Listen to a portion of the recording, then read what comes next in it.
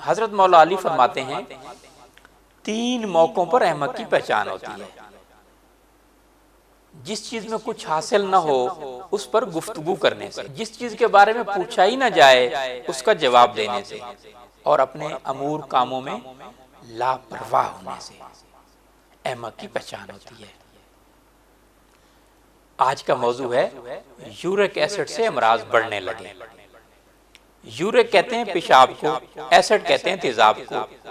पेशाब के अंदर जब तेजाब बढ़ जाए तो अमराज बढ़ने लगते हैं। इसकी वजूहात क्या हैं?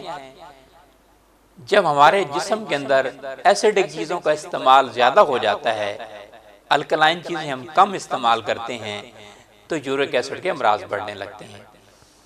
एसिडिक चीज़ें कौन सी हैं?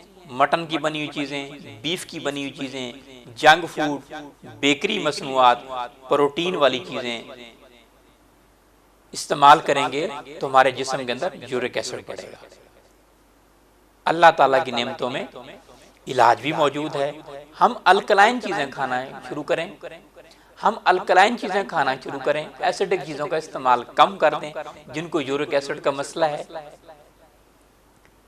अल्कलाइन चीज़ें कौन सी हैं? तरबूज, तरबूज की बनी हुई तमाम चीज़ें, खरबूजा, खरबूजा की बनी हुई तमाम चीज़ें, खीरा, खीरे का सलाद,